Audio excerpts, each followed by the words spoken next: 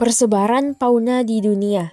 Persebaran fauna di dunia dibagi menjadi 6 kawasan. 1 kawasan nearktik, 2 kawasan neotropik, yang ketiga kawasan palearktik, yang keempat kawasan Etiopian, yang kelima kawasan oriental, dan yang keenam adalah kawasan Australis. 1 kawasan nearktik. Kawasan nearktik mencakup wilayah Amerika Utara atau Amerika Serikat dan Kanada, serta wilayah Greenland yang wilayahnya itu tertutup oleh salju.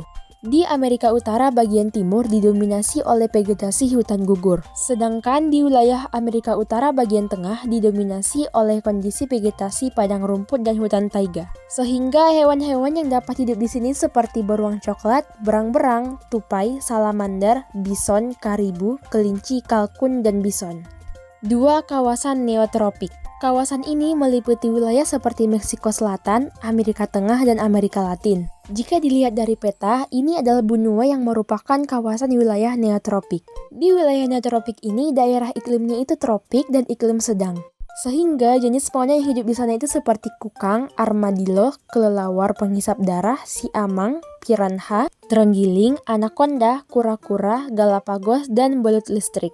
Yang ketiga adalah kawasan palearktik. Kawasan ini meliputi wilayah Eurasia dari kutub utara hingga Himalaya, Afghanistan, Afrika, Inggris, Jepang, dan Selat Bering. Di kawasan palearktik ini hewan yang hidup itu bervariasi, karena suhu udara di daerah ini tinggi dan curah hujannya juga bervariasi. Hewan yang hidup di daerah ini adalah seperti landak, rusa kutub, bison, kambing gunung, panda, serigala, kelinci kutub, dan burung pelatuk. Yang keempat adalah kawasan Ethiopia. Kawasan ini meliputi wilayah Afrika, Madagaskar, dan daratan Arab Selatan. Di bagian utara wilayah Ethiopia berupa Gurun Sahara, berarti suhu di sana itu tinggi. Sehingga hewan yang bisa hidup di daerah itu seperti gorila, simpanse, cetah, jerapah, zebra, lemur, babon, singa, kuda nil, dan unta.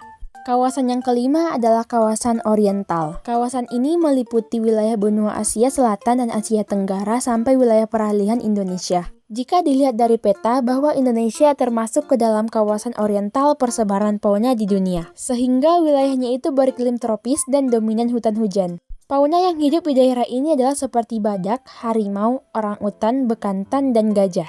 Kawasan yang keenam atau kawasan yang terakhir adalah Australis. Sesuai dengan nama kawasannya, ini adalah persebaran fauna di wilayah Australia, tetapi juga mencakup wilayah Selandia Baru, Indonesia bagian timur seperti Papua dan Maluku, serta Oseania. Hewan yang hidup di daerah ini seperti kanguru, koala, buaya, platypus, wallaby, burung penghisap madu, kiwi, dan kasuari. Selanjutnya, faktor persebaran fauna di dunia. 1. Faktor klimatik. Faktor klimatik adalah faktor yang berkaitan dengan cuaca dan suatu iklim di suatu wilayah yang memengaruhi adanya flora dan fauna yang ada di wilayah tersebut. Unsur-unsur yang memengaruhi faktor klimatik antara lain seperti suhu udara, kelembapan udara, sinar matahari, hujan, dan angin. Faktor yang kedua yaitu faktor edafik. Faktor edafik adalah faktor-faktor yang berkaitan dengan keadaan tanah pada suatu wilayah yang mempengaruhi adanya flora dan fauna di wilayah tersebut. Unsur-unsur tersebut dapat berupa pH tanah, tekstur tanah, struktur tanah, jenis tanah, kandungan air, dan kandungan udara yang ada di dalam tanah. Faktor yang ketiga yaitu faktor fisiografis. Faktor fisiografis adalah faktor yang berkaitan dengan kondisi fisik suatu wilayah. Ada 2 unsur yang mempengaruhi faktor ini yaitu ketinggian tempat dan bentuk lahan. Maka dari itu, flora dan fauna yang ada di wilayah pegunungan akan berbeda dengan flora dan fauna di wilayah pesisir. Yang keempat adalah faktor biotik. Faktor biotik berkaitan dengan makhluk hidup sebagai media penyebaran baik manusia, hewan maupun tumbuhan. Misalnya seperti kelelawar menjatuhkan biji-bijian dari buah yang dimakan, lalu biji-bijian tersebut tumbuh menjadi sebuah tanaman di tempat yang baru. Manfaat flora dan fauna di Indonesia. 1. Sebagai sumber bahan pangan. Keanekaragaman hayati, baik flora maupun fauna yang dapat dijadikan sumber bahan pangan yaitu sebagai berikut. A. Sebagai sumber karbohidrat. Contoh, padi, jagung, singkong, kentang, sagu, dan umbi-umbian. B. Sebagai sumber protein. Contoh, kedelai, kacang-kacangan, ikan, dan daging. C. Sebagai sumber lemak. Contoh, ikan, daging, telur, kelapa, alpukat, dan durian. D. Sebagai sumber vitamin. Contoh, berbagai jenis buah-buahan dan sayur-sayuran, susu, telur, dan madu. Sebagai sumber mineral. Contoh, sayur-sayuran, buah-buahan, dan susu. 2. Sebagai sumber pendapatan atau devisa. Keanekaragaman flora dan fauna dapat dijadikan sebagai sumber pendapatan bagi individu maupun mendatangkan devisa negara. Misalnya, bahan baku industri kerajinan. Contoh, kayu, rotan, karet, bambu, pandan kulit hewan ternak, dan kulit buaya. Bahan baku industri kosmetik. Contoh, cendana, rumput laut, bengkoang, dan rempah-rempah.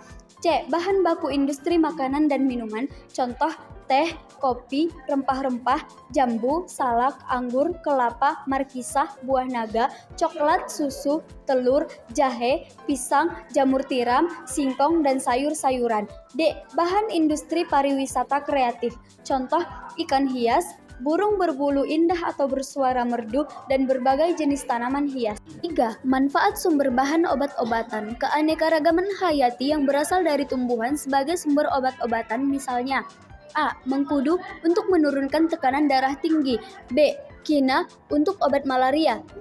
Buah merah untuk mengobati kanker, kolesterol tinggi, dan diabetes. Sedangkan yang berasal dari hewan contohnya madu lebah dimanfaatkan untuk meningkatkan daya kulit tahan tubuh. Bagian daging dan lemak ular dipercaya dapat mengobati penyakit kulit.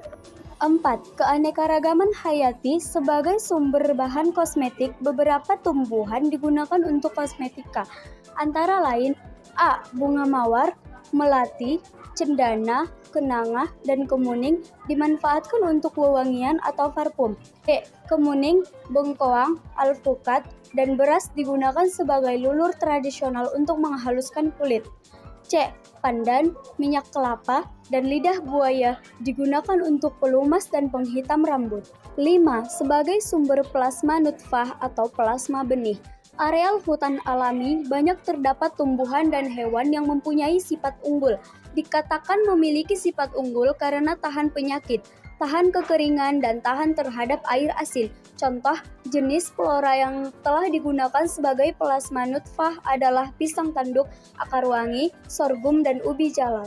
6. Manfaat ekologi. 1. Hutan hujan tropis memiliki nilai ekologis atau nilai lingkungan yang penting bagi bumi, antara lain merupakan paru-paru bumi. Kegiatan fotosintesis hutan hujan tropis dapat menurunkan kadar karbon dioksida atau CO2 di atmosfer, yang berarti dapat mengurangi pencemaran udara dan dapat mencegah efek rumah kaca.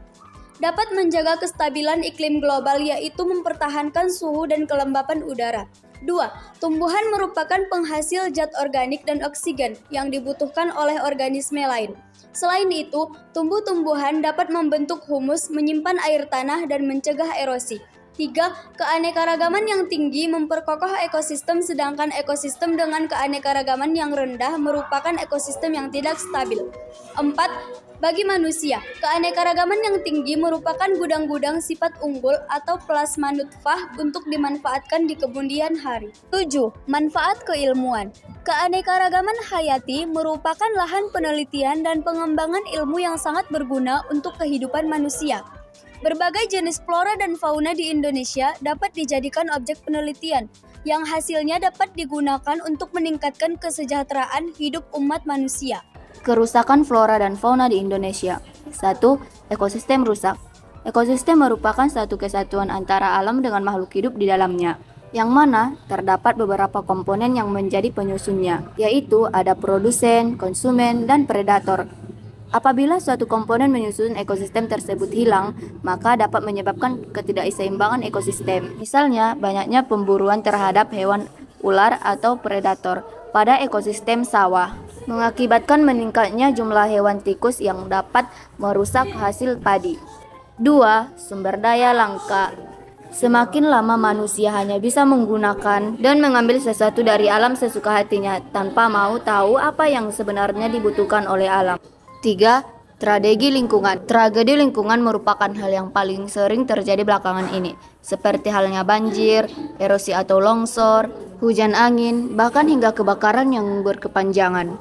4. Hilangnya kesuburan tanah. Tanaman seperti kacang polong, buncis, dan sejenisnya tumbuh dan biasanya membantu mengurangi zat nitrogen yang ada di dalam tanah. Namun, jika tanaman tersebut mengalami kerusakan, tentu akan menyebabkan hilangnya kesuburan tanah dan membuat manusia kesulitan menanam tanaman dan juga bahan pangan.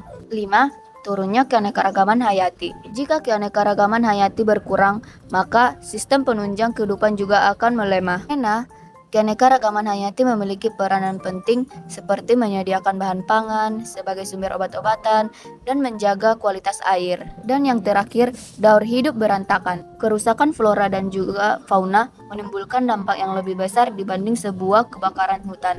Jika kerusakan terjadi pada tumbuhan, maka alam menjadi tidak seimbang. Banyak terjadi fenomena alam seperti kurangnya asupan makanan untuk makhluk hidup lain. Maka tidak adanya pembersih udara dan mensuplai oksigen. Sedangkan jika kerusakan terjadi pada fauna, maka daur hidup jelas akan berantakan. Mangsa dan predator tidak lagi seimbang jumlahnya, sehingga menyerang mangsa lainnya atau bahkan manusia. Pelestarian flora dan fauna di Indonesia. Yang pertama, metode in situ. Metode in situ merupakan upaya pelestarian keanekaragaman hayati yang dilakukan langsung di habitat asli flora dan fauna yang bersangkutan. Ada beberapa metode pelestarian dengan metode in situ. Di antaranya, yang pertama, cagar alam. Cagar alam merupakan kondisi alam yang memiliki sifat khas dan keunikan flora dan fauna. Yang kedua, Taman Nasional. Taman Nasional adalah suatu tempat yang luas, baik di darat maupun di laut, yang mendapatkan perlindungan oleh pemerintah. Selanjutnya, hutan lindung. Hutan lindung adalah hutan yang ditetapkan oleh pemerintah untuk dilindungi karena ekosistem di dalamnya berperan penting dalam keseimbangan lingkungan. Dan yang terakhir, Suaka Marga Satwa. Suaka Marga Satwa merupakan kawasan hutan yang memiliki keunikan jenis satwa yang dilindungi, yaitu perlindungan yang mendirikan kepada hewan atau binatang yang hampir punah. Yang kedua, metode ex situ. Metode ex situ adalah upaya pelestarian keanekaragaman hayati yang dilakukan di luar habitat asli flora dan fauna. Ada beberapa bentuk pelestarian metode ex situ, yaitu pertama, Taman Hutan Raya. Taman Hutan Raya adalah kawasan pelestarian hutan yang digunakan untuk mengoleksi flora dan fauna asli atau berasal dari tempat lain. Kedua, Taman Safari. Taman Safari yaitu salah satu upaya menjaga keanekaragaman hayati dengan membuat lingkungan buatan yang persis atau mirip dengan tempat flora dan fauna tersebut berasal. Ketiga, Kebun Binatang. Kebun binatang adalah daerah konservasi lingkungan buatan yang dibuat persis sama seperti tempat flora dan faunanya berasal. Bedanya, tiap-tiap spesiesnya terpisah-pisah dengan dibuatkan kandangnya masing-masing.